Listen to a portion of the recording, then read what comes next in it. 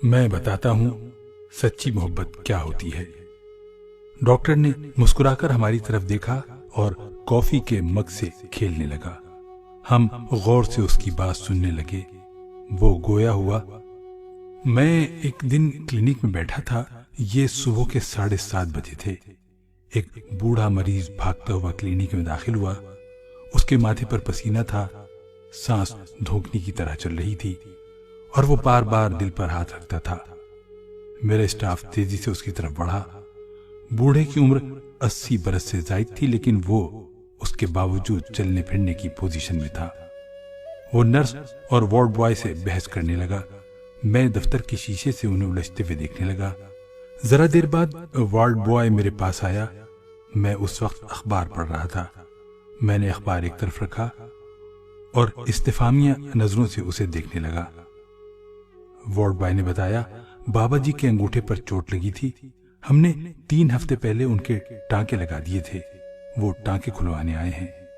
میں نے گھڑی کی طرف دیکھا اور وارڈ بوائے سے کہا، بابا جی سے کہو میں 8 بجے کام شروع کروں گا، وہ آدھا گھنٹہ انتظار کر لیں، میں سب سے پہلے ان کے ٹانکے کھولوں گا۔ وارڈ بوائے گیا اور فوراً واپس آ گیا۔ میں نے غصے سے اس کی طرف دیکھا۔ وہ گھبرا کر بولا، اب بابا جی کو بہت جلدی ہے، انہیں 8 بجے کہیں پہنچنا ہے، وہ ہماری منت کر رہے ہیں۔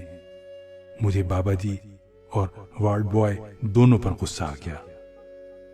میں نے اخبار میز پر پڑھا اور شیشے کا دروازہ کھول کر باہر نکل گیا۔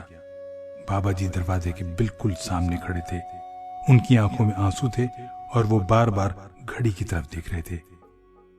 میں نے انہیں ڈانٹنے کی کوشش کی، لیکن پھر ان کی حالت دیکھ کر ضبط کر گیا۔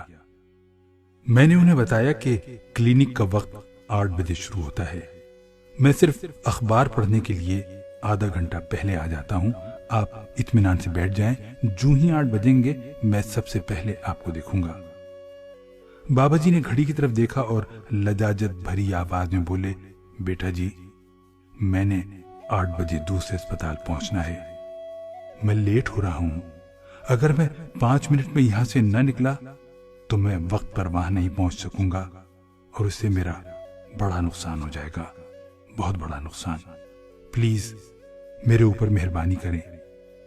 بابا جی نے اس کے ساتھ ہی میری تھوڑی پکڑ لی۔ میرا غصہ چھت کو چھونے لگا، لیکن میں بابا جی کی عمر دیکھ کر چپ ہو گیا۔ میں انہیں کلینک میں لے آیا، ٹرے منگوائی اور احتیاط سے ان کے ٹانکے کھولنے لگا۔ بابا جی سارے عمل کے دوران بار بار گھڑی دیکھتے رہے۔ ڈاکٹر رکا، اس نے لمبا سانس بھرا اور دوبارہ بولا۔ میں نے ٹانکے کھولتے ہی بابا جی سے پوچھا، آپ نے کہاں جانا ہے؟ بابا جی نے بتایا، فلاں اسپتال میں ان کی بیوی داخل ہے اور وہ ہر صورت 8 بجے اس کے پاس پہنچنا چاہتے ہیں۔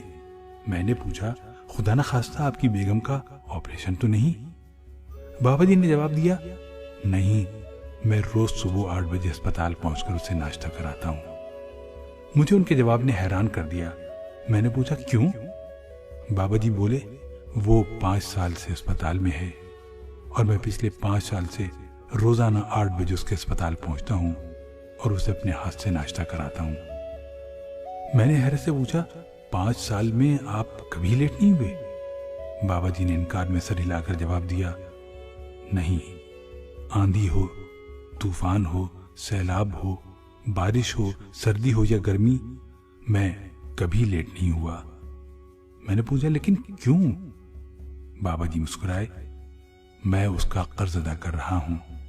ہم نے 50 برس اکٹھے گزارے ہیں، ان 50 برسوں میں اس نے مجھے روزانہ 8 بجے ناشتہ کرایا تھا۔ ہمارے گھر میں نوکروں اور خادموں کی کوئی کمی نہیں تھی، لیکن سردی ہو، گرمی ہو، بارش ہو، سیلاب ہو، طوفان ہو یا آندھی، وہ ہمیشہ 6:30 بجے جاگتی تھی، اپنے ہاتھوں سے ناشتہ بناتی تھی اور ٹھیک 8 بجے جب میں اوپر سے نیچے آتا تھا تو وہ میز پر ناشتہ لگا کر میرا انتظار کرتی تھی۔ ہم دونوں ہمیشہ اکٹھے ناشتہ کرتے تھے۔ اس نے 50 برسوں میں کبھی اس معمول میں تعطل نہیں آنے دیا۔ وہ میرے ناشتے کی وجہ سے کبھی میکے نہیں گئی۔ 5 برس پہلے وہ اسپتال میں داخل ہوئی تو یہ ڈیوٹی میں نے سنبھال لی۔ اب میں روزانہ صبح 6:30 بجے جاگتا ہوں اور 8 بجے سے پہلے اس کے کمرے میں پہنچ جاتا ہوں. میں ناشتہ بناتا ہوں اور پھر ہم دونوں اکٹھے ناشتہ کرتے ہیں.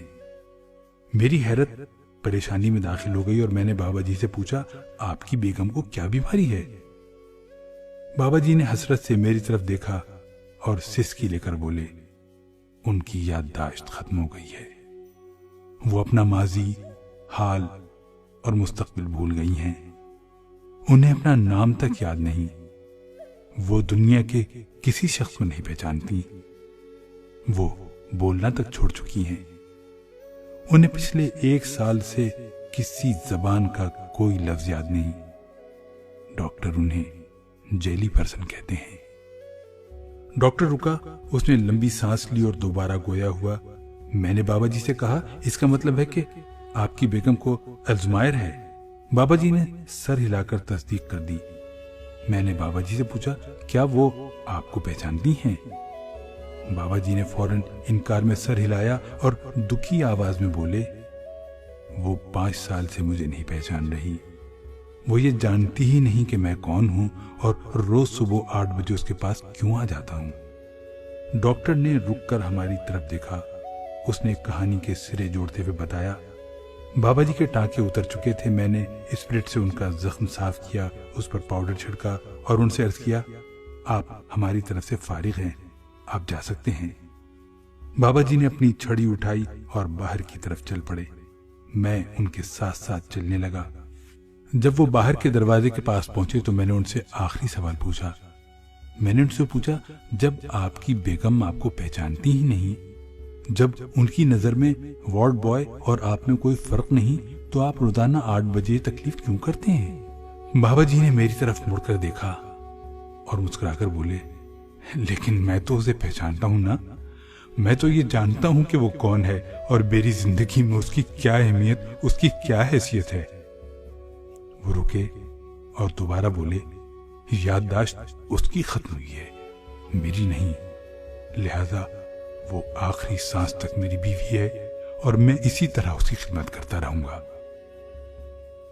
بابا جی رکے اور دوبارہ بولے, محبت کا تعلق یادداشت سے نہیں ہوتا, اس کا جسم اور دماغ سے بھی کوئی تعلق نہیں ہوتا. یہ دل میں پیدا ہوتی ہے اور دل کی آخری دھڑکن تک قائم رہتی ہے. لہذا اگر آپ کا ساتھی آپ کو نہیں پہچانتا تو آپ کے دل میں اس کی محبت کم نہیں ہونی چاہیے. وہ رکے, انہوں نے سانس لیا اور دوبارہ بولے, میں کبھی کبھی سوچتا ہوں اگر اس کی جگہ میں ہوتا تو کیا وہ مجھے فراموش کر دیتی؟ نہیں, وہ مجھے کبھی فراموش نہیں کرتی. وہ ٹھیک 8 بجے ناشتے کی ٹرے لے کر روز میرے سرہانے کھڑی ہو جاتی. لہذا میں سوچتا ہوں اگر میری یادداشت جاننے سے اس کی محبت کم نہیں ہو سکتی تو میری محبت کیسے کم ہو سکتی ہے. بابا جی کلینک کی سیڑھیاں اترے. باہر ٹیکسی کھڑی تھی. وہ ٹیکسی کی اگلی سیٹ پر بیٹھے.